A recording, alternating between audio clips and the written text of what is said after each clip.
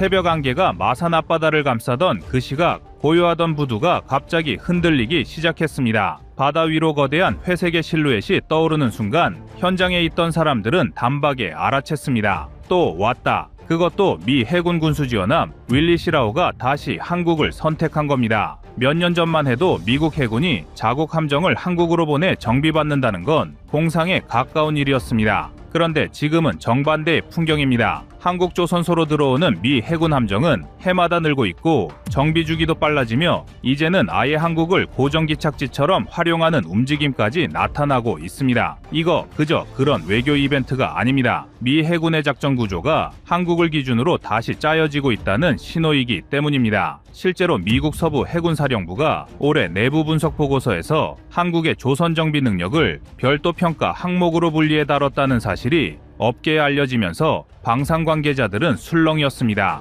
미국이 이런 분리평가를 하는 국가는 흔치 않습니다. 대부분은 아시아 정비 역량이라는 범주에 묶어서 다루는데 한국은 따로 분리했습니다. 그 이유가 명확했습니다. 미국 주요 군사 전문지는 최근 한국의 정비 속도와 기술 신뢰도를 정량적으로 분석했는데 그 결론이 놀라울 정도였습니다. 미국 내에서는 대형 군수지원선과 고속수송함의 정비대기 기간이 평균 180일을 넘어가는 데 반해 한국에서는 같은 규모의 함정을 110일 내외로 처리한 기록이 확인됐습니다. 정비 효율만 놓고 보면 미국 대비 1.6배 빠른 체계가 한국에서 작동하고 있다는 사실이 공식 문서에서 드러났습니다. 게다가 미 해군이 정비 병목을 심각한 문제로 인식하고 있는 지금 이 상황에서 한국이 보여준 대안 이상의 결과는 미국 언론에서도 다뤄졌습니다. 특히 한 미국 군사 전문지는 한국 조선소를 두고 아시아에서 유일하게 안정적인 MRO 수행 능력을 가진 곳이라고 평가했습니다.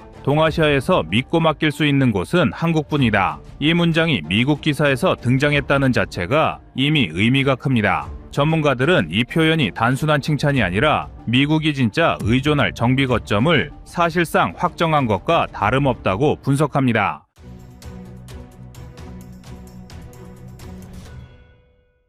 한국이 왜 이렇게 빠르게 평가를 끌어올렸을까요? 답은 한국조선업 중심 기술입니다. 블록 조립 방식으로 선체를 분해해 필요한 부분만 교체하는 한국의 기술은 기존 미국 방식보다 작업 시간을 획기적으로 단축했고 인건비 대비 작업 효율은 30% 이상 높게 나왔습니다. 특히 고강도 용접, 전기 공정, 엔진 개조 같은 핵심 분야에서 미 해군 기준을 충족했다는 점은 미국 정비 계약에서 결정적 자격 요건을 충족한 겁니다. 이런 흐름이 실제로 현장에 어떻게 나타났는지 확인할 수 있는 사례가 바로 윌리 시라우의 제2항입니다. 2024년에 거제 하나오션에서 반년 동안 정비를 마치고 떠난 이 함정은 1년 만에 다시 한국을 찾아 마산가포 신항에 접안했습니다. 자체 리모델링과 내부 개조 공정까지 한국 업체에 맡기는 결정을 내린 겁니다. 미 해군이 두 번 같은 나라에 같은 급의 함정을 맡기는 사례는 극히 드뭅니다. 그만큼 한국 기업들의 작업 퀄리티가 확실하다는 의미입니다. 한편 한국 국내 언론에서도 이 사건이 대대적으로 다뤄졌습니다.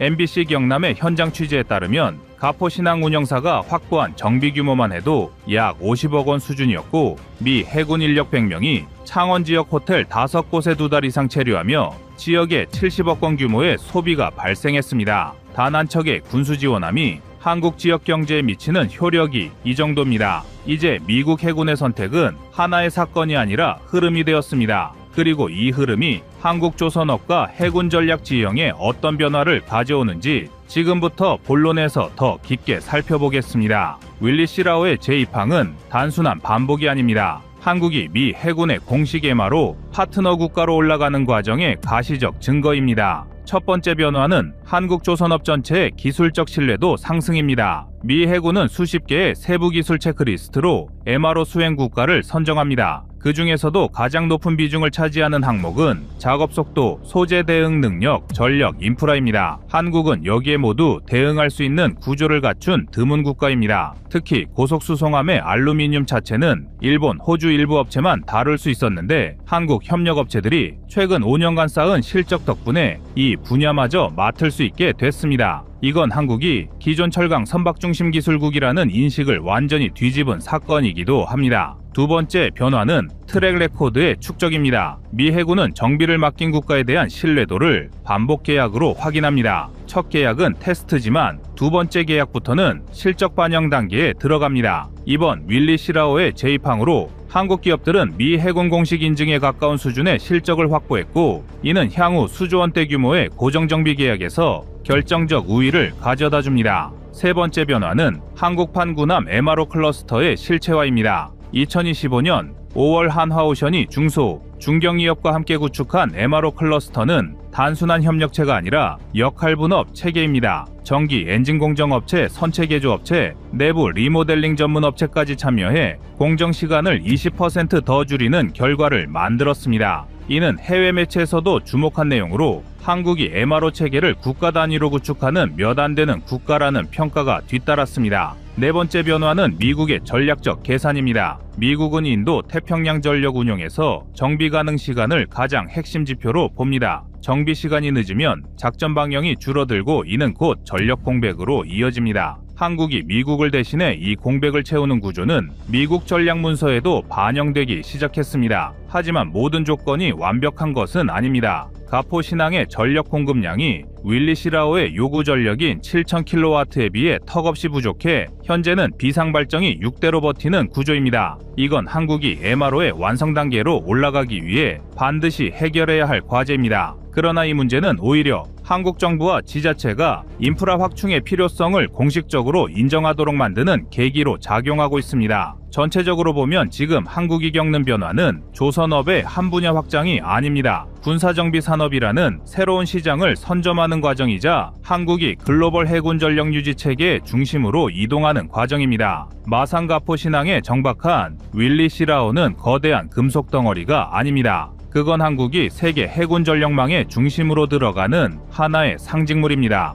이번 사건을 통해 한국은 미국이 실제 작전에 쓰는 함정을 정비할 수 있는 국가라는 점, 또 미국이 다시 찾아오는 국가라는 점이 세계에 인식시켰습니다. 결론적으로 국제 기준을 충족한 기술력을 가진 국가로 확실하게 자리매김했습니다. 더 중요한 건 앞으로입니다. 미국 해군의 고속수송함, 군수지원함, 연안전투함 같은 플랫폼은 MRO 수요가 지속적으로 발생하는 기종들입니다. 이 선박들이 1년에 몇 척씩 한국을 찾는 순간 한국은 조선업뿐 아니라 지역경제, 관광, 서비스 산업까지 포괄하는 새로운 경제권을 형성합니다. 실제로 윌리 시라오 한 척이 풀어준 경제 효과만 약 70억 원입니다. 이게 연 5척이면 350억 원, 10척이면 700억 원입니다. 이 금액이 해마다 안정적으로 지역에 공급되는 구조가 된다면 경남 일대는 한국 해군 정비 산업의 심장으로 성장할 수 있습니다. 그리고 한국조선업은 여기서 멈추지 않을 겁니다. 미 해군 정비 실적이 쌓이면 일본이나 호주가 독점하던 알루미늄 고속선 시장도 한국이 본격적으로 진입하게 되고 향후 미 해군 신형 지원함 사업에도 한국이 영향을 미칠 수 있습니다. 이제 한국은 함정을 만드는 나라를 넘어 강대국의 전력을 유지하는 국가, 즉 글로벌 전략 국가로 도약하고 있습니다. 윌리 시라오의 입항은 그 서막에 불과합니다. 앞으로 더 많은 미국 함정이 그리고 더 많은 국가의 해군이 한국을 찾게 될 겁니다.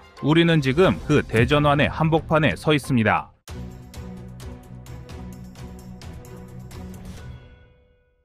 다음은 25년 2월 27일 미국 3대 조선소 영상입니다.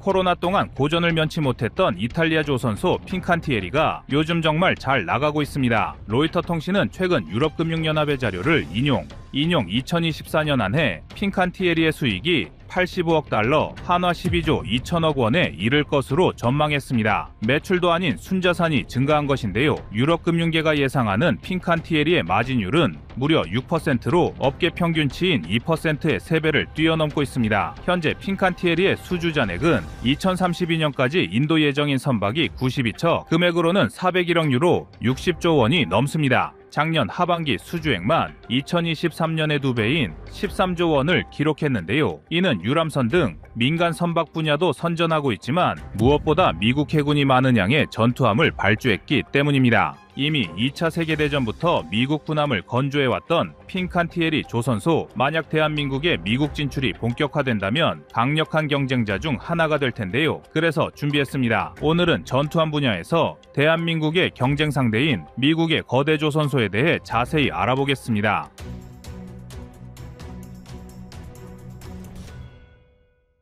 과거 미국은 유일무이한 그야말로 경쟁자가 없는 세계 최고의 조선 강국이었습니다. 심지어 러일 전쟁 당시 러시아 해군의 전투함까지 만들어줬을 정도로 미친 듯한 건조 역량을 보여줬는데요. 지금은 전 세계 선박 건조 시장의 0.13%, 초라하다 못해 부끄러운 수준입니다. 그렇다고 미국 국내 조선업 시설이 완전히 사라진 것은 아닙니다. 현재 미국 국내 소형 선박 이상을 건조할 수 있는 민간 조선소는 모두 154개, 여기에 추가로 선박 수리업을 담당하는 소규모 조선소도 300개가 넘습니다. 물론 이들은 신규 건조는 하고 있지 않으며 수리만으로 연명하는 신세인데요. 폐업 위기에 이들 조선소는 오데오나 미시시피 등 내륙수로와 동서해안에 위치해 있습니다. 미국 정부는 이들 소규모 조선소의 역량을 강화하기 위해 보조금을 지급하고 있지만 사실 미국 해군이 운용하는 대형 전투함은 거대 조선소가 맡고 있는데 이들 대형 조선소마저 숫자가 부족한 마당입니다. 앞서 언급했던 핀칸티에리의 경우 미국 위스콘신에 조선소를 두고 있는데요.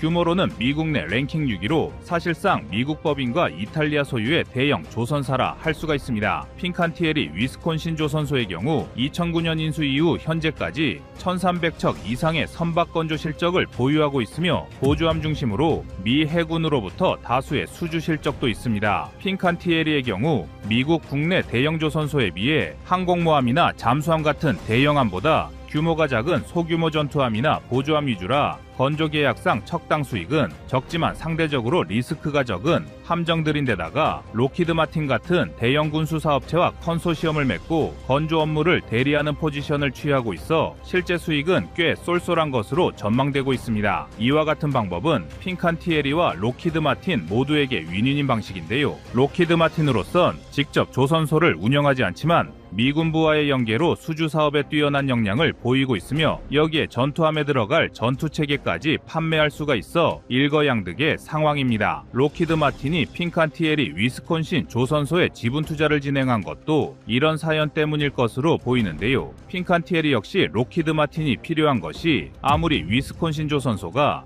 미국계 자본이 포함된 회사라고는 하나 핀칸티에리는 엄연히 이탈리아 기반의 조선사입니다. 때문에 주구장창 미국 정부가 외치는 바이 아메리카 정책에 맞춰주기 위해선 로키드 마틴이라는 미국의 거물급 파트너가 필요한 것인데요. 이는 현재 수리와 유지 정비 전문 사업에 머무르며 기회를 엿보고 있는 대한민국 조선업계가 주목할 부분입니다. 아무리 한화가 미국 국내 조선소를 인수했다고는 하나 이 정도 동맹관계 없이 홀로 도전할 경우 텃세가 심한 미국 시장에서 실패할 확률이 높다는 것입니다. 이는 2010년 설립된 BAE 시스템도 마찬가지입니다. 플로리다 잭슨빌에 본사를 둔 BAE 미국 법인의 정식 명칭은 BAE 시스템즈 사우스 이스트 시비아드로 당연히 영국계 BAE 시스템의 자회사이며 현재 잭슨빌과 플로리다 메이포트, 엘라베마의 모빌의 조선소까지 모두 3개의 조선소를 보유하고 있습니다. 주로 민간 상업 선박과 해군 선박의 수리, 정비 업무를 담당하고 있는데요. 조선소의 규모도 그렇지만 무엇보다 영국계 자본이란 이유로 15년이 지난 지금까지 미 해군의 함정 건조 실적이 없습니다. 당연히 BAE 시스템도 본국인 영국에서는 소형 전투함은 물론 잠수함과 항공모함, 구축함까지 기술 면에서는 어디 내놔도 꿀릴 것 없는 기술력과 수준급 건조 능력을 보유하고 있는데요. 유독 미국에서 힘을 못 쓰는 이유는 현지에 든든한 동맹이 없기 때문입니다. 역시 기술 면에서 세계 최고 수준을 자랑하는 한국 조선업계가 기술과 건조 능력만 믿고 자만하면 안 되는 이유일 것입니다. 그러나 지금 당장 급한 것은 대한민국이 아니라 미국입니다. 미국 내 대형 조선소들은 자신의 건조 역량을 벗어난 상태로 가동 중이기 때문인데요. 가령 미국 내 규모 2위의 조선소 제너럴 다이내믹스의 일렉트릭 보트 조선소의 경우 그룹 전체 매출의 무려 30%를 홀로 책임지고 있습니다. 창립 120년이 넘은 이 장수 기업은 경쟁사인 노스롭 그루먼의 자회사 헌팅턴 잉걸스 인더스트리즈와 함께 미 해군 잠수함 건조를 양분하고 있는데요. 현재 잠수함은 물론 신규 전투함, 군수지원함 등을 건조하고 있지만 납기 지연과 불량 이슈에도 매년 일거리와 순이익이 꾸준히 증가하고 있습니다. 가령 로스앤젤레스급 잠수함 개발, 당시 용접 불량과 설계 오류 등으로 잠수함을 건조 도중 해체해 재시공하는 일이 벌어져 미 해군 전체를 패닉에 빠뜨린 적도 있습니다. 당시에도 이 문제는 엄청난 논란을 일으켰으며 재시공 과정에서의 추가 비용 문제로 일렉트릭 보트 조선소가 재정난에 빠져 도산할 뻔하기도 했는데요. 이때도 미 정부가 공적 자금을 투입해 기사회생한 적이 있습니다. 또한 코로나 기간에는 컬럼비아급 잠수함의 자재 수급 문제와 건조 비용 상승으로 생산이 지금까지도 지연되고 있는데요. 일각에선 제너럴 다이나믹스가 정부의 뒷배를 믿고 일부러 생산을 지연시킨 것이란 의혹을 제기하고 있습니다. 이렇게 미국의 대형 조선소가 아무리 깽판을 치고 부실 운영을 해도 미국 정부는 어쩔 수 없이 참고 또 참을 수밖에 없는데요. 현재로선 이를 대체할 조선소가 없고 관련 법령도 마련되지 않았기 때문입니다. 2023년 6월 미 의회 조사국 보고서에 따르면 미 해군이 보유한 핵잠수함의 37%가 정비 지연으로 전투 배치가 불가능한 상태로 분류됐습니다. 시울프급 코네티컷 잠수함의 경우 21년 10월 부분 손상에 대한 수리를 시작했는데요. 2026년 수리가 완료될 예정이고 중간에 또다시 연기될 가능성도 없지 않습니다. 뉴포트 뉴스 조선소와 일렉트릭 보트 조선소 등 미국 최대의 조선소 두 곳에서 진행 중인 수리가 이 모양이니 미 해군의 신규 함정 프로젝트는 물론 기존 함정의 유지 보수 계획도 계속 차질을 빚을 수밖에 없습니다. 연도별 미 해군의 군함 퇴역 계획도 계속 뒤로 밀리고 있으며 일감이 이렇게 넘쳐나는데도 미국 국내 조선소 전체 가동률과 출근율이 코로나 이전으로 회복하지 못하고 있습니다. 가령 2020년 2분기 이후 뉴포트 뉴스 조선소의 평균 출근율은 약 80%로 설비와 인력이 일감을 감당하지 못하는 것입니다. 여기에 호주, 영국, 미국 간의 안보 파트너십인 오커스까지 발효되면서 많은 전문가가 가뜩이나 심각한 미국 잠수함 사업에 큰 부담이 될 것으로 우려하고 있습니다. 미국과 호주가 맺은 오커스 협정의 주요 제한 중 하나가 미국이 호주에 최소 3척에서 5척까지의 버지니아급 핵잠수함을 공급한다는 것인데 이는 누가 봐도 불가능한 계획이라며 미국 정부를 질타하고 있습니다. 때문에 협정에 사인한 잉크도 마르기 전부터 건조 목표를 버지니아급 3척이 아닌 버지니아 2척에 콜롬비아 1척을 끼워 파는 등 규모를 축소하자는 움직임이 일고 있는데요. 심지어 아예 미국 잠수함 건조 능력이 제 궤도에 오를 때까지 호주에 잠수함을 판매하면 안 된다는 주장까지 나오고 있습니다. 물론 미국 정부와 기업은 미국 조선소의 산업 기반을 확장하기 위해 많은 투자를 하고 있습니다. 일렉트릭 보트는 현재 코네티컷에 위치한 그로튼 조선소에 1조 5천억 원가량을 투자하여 확장 공사를 하고 있으며 또한 최근엔